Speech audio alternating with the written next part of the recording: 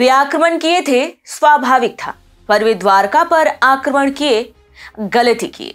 कहीं न कहीं ये भावना उन सैनिकों में उमड़ रही थी जिनके माटी पर शत्रुओं ने आक्रमण किया था, और वो भी कहीं और नहीं, कृष्ण नगरी द्वारका पर। परंतु पाकिस्तान को आभास भी नहीं था कि ये भारत है, अपने घाव को कभी नहीं भूलता और उसका उचित प्रतिशोध भी लेता है, वो भी अपनी शैली में।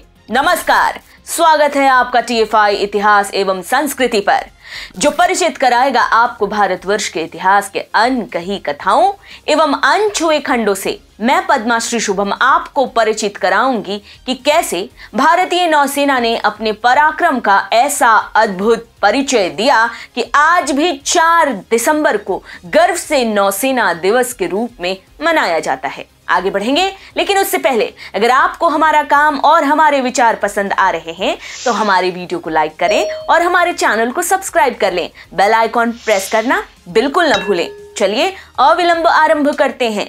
सब जानते हैं कि 1971 में भारत की अविस्मरणीय विजय बहुत महत्वपूर्ण है और कैसे इसने भारतीय सुरक्षा बलों में एक नई स्फूर्ति लाई थी। परंतु कम लोग ये जानते हैं कि इसकी नींव एक अन्य आक्रमण में पड़ी थी जो 1965 में हुआ था। तब पाकिस्तान ने हमारे पश्चिमी तटों पर धावा बोला था, जिसमें से एक महत्वपूर्ण स्थान द्वारका नगरी भी थी। अब इस आक्रमण में किसी मानव को क्षति तो नहीं पहुंची, परंतु कहा जाता है कि कुछ गोधन का नुकसान अवश्य हुआ। अब इसका नौसेना दिवस से क्या लेना देना है?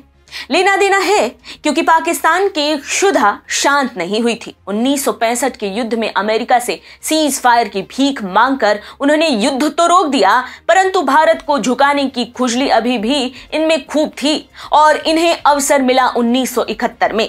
तब के पूर्वी पाकिस्तान अब बांग्लादेश में किन निवासी पाकिस्तानियों के अत्याचारों से तंग आकर भारत में उनका आव्रजन आवश्यकता से अधिक बढ़ने लगा। भारत इसे चाहकर भी नहीं रोक सका क्योंकि शरणार्थियों को भगाना हमारी संस्कृति नहीं रही है। परंतु पाकिस्तान ने इसी का लाभ उठाते हुए भारत पर आतंकी मामलों में हस्तक्षेप का झूठा आरोप लगाया। भारत ने वैश्विक समर्थन जुटाने का प्रयास किया, परंतु सोवियत संघ और कुछ हद तक इजराइल को छोड़कर कोई आगे नहीं आया। इसी बीच पाकिस्तान ने एक बार फिर जोश में आकर होश खोते हुए 3 दिसंबर 1971 को भारत पर आक्रमण कर दिया। अब आक्रमण पर भारत चुप तो बैठने वाला नहीं था। नौसेना ने 4 और 5 दिसंबर की रात को हमले की योजना बनाई क्योंकि पाकिस्तान के पास बमबारी करने के लिए विमान नहीं था। स्ट्राइक ग्रुप की कमान कमांडर बबरू भान यादव को सौंपी गई और उन्हें मानो खुला हाथ दे दिया गया। इस पूरे ऑपरेशन का नाम रखा गया त्रिशूल, जिसे ऑपरेशन ट्राइडेंट भी कहा जाता है। अब अर्थ स्पष्ट था, भोले के रुद्र गणों का तांडव होने वाला था। 4 दिसंबर 1971 को कराची स्ट्राइक ग्रुप के नेतृत्व में भारत ने 3 मिसाइल बोट निर्घाट, वीर और निपत को कराची की ओर तेज गति के साथ भेज दिया।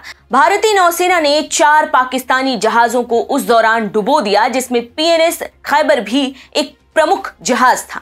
इस ऑपरेशन का स्पष्ट उद्देश्य था शत्रु में ऐसा त्राहिमाम मचाना कि वे हम पर आक्रमण करने से पूर्व कई बार सोचे। इस पूरे प्रकरण में भारत के किसी भी नौसैनिक को तनिक भी नुकसान नहीं पहुंचा, परंतु पाकिस्तान आज भी अपने नुकसान को सार्वजनिक करने से कतराता रहा है और अभी तो PNS गाजी पर प्रकाश भी नहीं डाला है हमने।